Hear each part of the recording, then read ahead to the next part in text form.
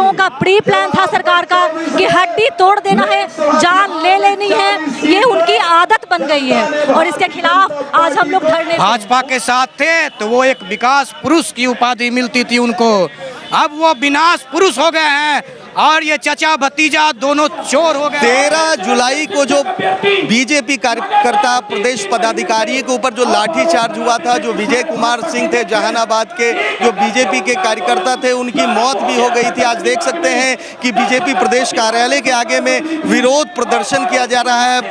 बड़े बड़े पार्टी के पदाधिकारी, चाहे वो प्रदेश अध्यक्ष सम्राट चौधरी हो, चाहे वो नेता प्रतिपक्ष विजय कुमार सिन्हा हो, रविशंकर प्रसाद हो, सारे के सारे नेता आज यहाँ धरना प्रदर्शन पर बैठे हैं। हमारे साथ बीजेपी के ही कार्यकर्ता हैं। क्या नाम है आपका?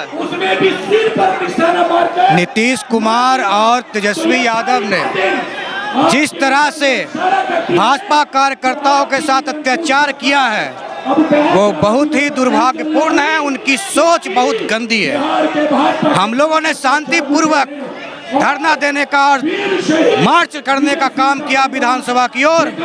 उन्होंने आम कार्यकर्ता पे डंडा चलाई, डंडा के साथ साथ सर पे वार किया, हमारे माननीय पे भी वार किया।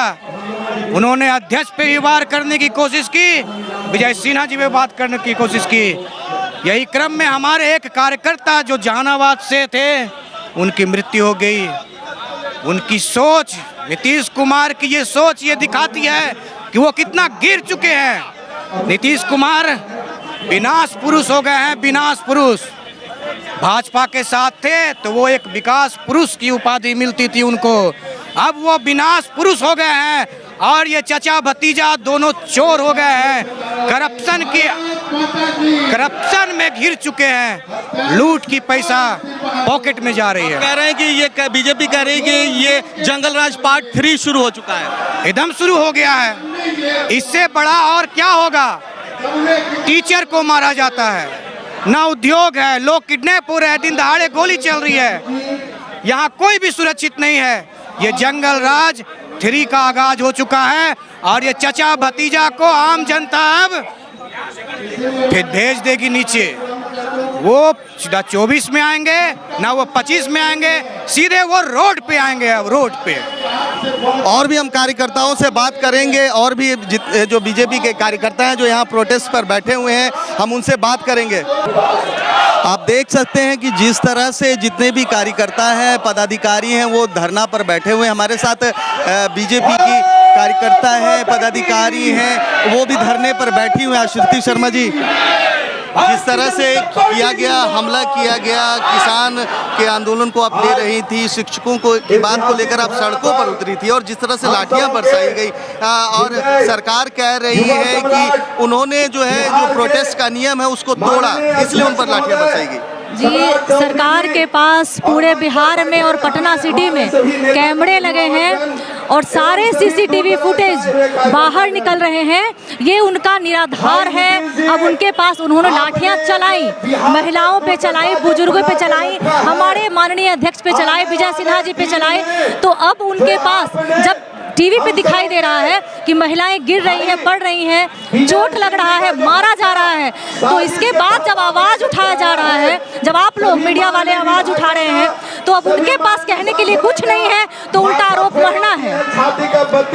और आज हम लोग जो बर्बरता किए हैं उसके खिलाफ धरना दे रहे हैं। हमारे एक कार्यकर्ता जो बिल्कुल निर्दोष थे, आप लोगों ने देखा होगा कि क्या हमारे हाथों में लाठी डंडे थे, क्या हम लोग प्रोटेस्ट का इस प्रकार कर रहे थे, क्या हम लोगों ने पुलिस वाले के साथ हाथापाई किया?